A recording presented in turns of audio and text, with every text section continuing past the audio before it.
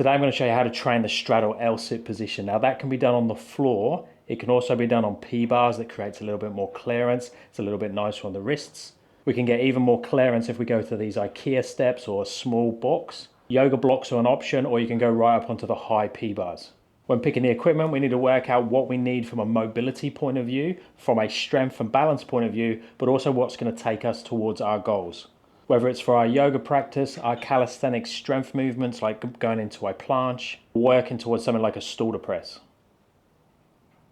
Now there are a couple of prerequisites that you really need to have before you can start working the straddle L-sit. So you should really be able to do a support position comfortably between two items. So that could be two chairs, two boxes, P-bars like this, or even two rings. So we need to be able to take 100% of our body weight in that position. You could start with a straight body, start to bring the knees up towards the chest, and then ideally have a straight-legged pike L-sit. But at a minimum, that tuck position is going to allow you to get into some sort of straddle position. So that mobility of the pike position, so can you get flat back 90 degrees comfortably there, and can you sit in a straddle position comfortably? Now notice that I've got my hips raised up. This creates more space and makes it much easier to get into a straight-legged position and work that flexibility. Now obviously there's quite a few different ways of opening up this straddle position in terms of exercises and drills, but the main thing they all have in common is just hanging out in this position, trying to go as far forward as you can with a flat back, long spine, getting deeper and deeper in that position.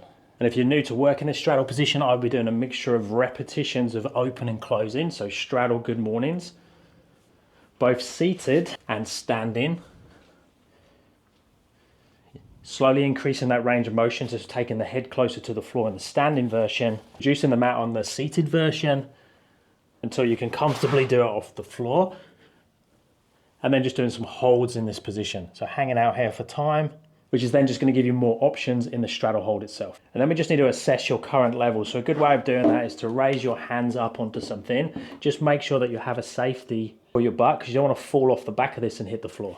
So a third step can work well, or if you have a bigger surface area here, that's a little bit better. I'm going to play around with the box position. I'm going to create some external rotation, so angling the boxes out slightly works well. And then I'm going to rest on my arms slightly as I climb into the position and just sit with my legs dangling down like that. So knees bent and my torso's leaning forwards. If I try instantly and try and lift the legs or try and get the torso upright, I'm going to fall backwards. So I just need to find a comfortable position for me that I can hold. So it might need some leaning forwards, it might need the arms pushed into the legs, and it might need bent knees. So see what position you can hold for around 10 seconds. And I recommend you have a little play with different setups. So I'm using the boxes here and I entered it from the back. But if I'm using these P-bars, I'll externally rotate the same, but I find it easier to enter from the front, leaning through, so I'm getting good compression or good range already in terms of the torso to the upper leg. Lean backwards, push up, and then extend the legs. But if you need to, you just keep your legs bent. So when you first start playing with this, you're probably not going to be able to get up from the floor. An easier version again is to go like I just done with the P-bars. So enter down slowly there. Don't lift the torso and the legs at the same time, and then just see if you can get a little float. Now a lot of people to start with won't be able to do any of those variations. They won't be able to get their feet off without falling backwards. One thing you can do then to make it much easier is to use the corner of a box or bring the hands in really close. This decreases the mobility that's needed and allows me to get way more on top of the base, and it's easier to hold in that position. I can do the same on the P-bars. I just bring the bars very close together and then sit into that position. And if you can do those standard L-sit variations, you're probably going to be able to do that one if you get into the right position. Then a cool way to train it would be to superset mobility, so open and close in the straddle position. So this is a different variation using a weight plate to pull me in that direction. You could stick a band around a fixed anchor, or have a rope or something and pull yourself in that direction. Or you could just push something away from you as you're sitting there, which is going to encourage you to go in that direction. And then you jump up and go straight into your straddle hold for 10-15 seconds in this position. Try to extend the legs as much as you can without falling backwards. And then once you've done your hold, you can go back to another set of this or mix it up. So a harder variation, make sure you're conditioned for this, is to put a weight plate on your back. Don't start with 20 kilos. And then I can do the same thing there. So I could either do the repetitions of going up and down, or I can do a hold. The holds are nice with a weight plate on your back because you're controlling the range or the depth that you're going to with your elbows, and then you can just slowly take your elbows away and down, but I'm in control. I'm stopping the plate squishing me into position if I'm not ready. Just make sure the plate is more on your back and not so much on your head. Now, normally when people are struggling to get into the straddle L-sit position, it's flexibility that's restricting them or making it super hard. It's not normally compression, but as an addition to the stretching and the mobility work, I would also do some straddle leg lifts. So sitting in this position, place your palms down on the floor. See if you can lift your legs up in the air. If you can do that, you can either do repetitions there, you can do circles, inwards, outwards, you can do holds for time. If it's too hard with your palms down on the floor, do exactly the same thing, but use fingertips. And do get ready for some cramping in those hip flexors, so you'll need to stop and punch them to make them feel better. Another cool variation is to have your hands in the middle, bring your feet in towards each other like the butterfly stretch, place the hands or the fingers on the floor, open to your straddle, and back again.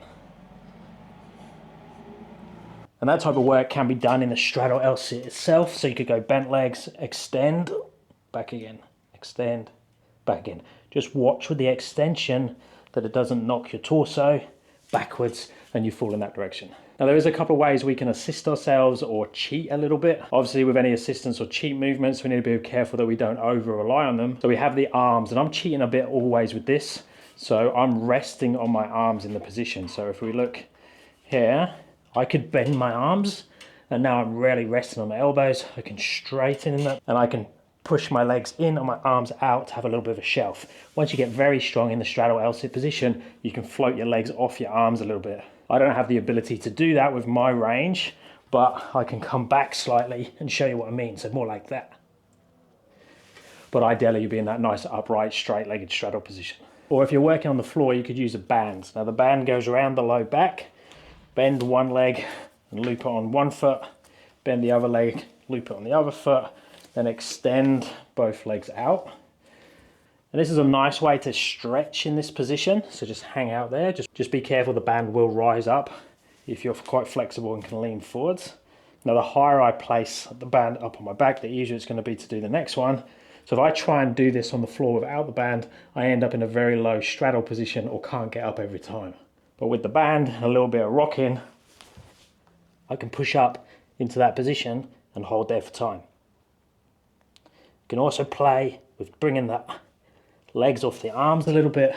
And obviously the thicker the band, that's easier it's going to be to go up, but the more intense the stretch is going to be as well. Let me know if you have any questions regarding the straddle L-sit position. Thumbs up and subscribe would be appreciated. It really helps the channel out. If you're after coaching, check out my app. Links are down in the description. And I'll speak to you in the next one.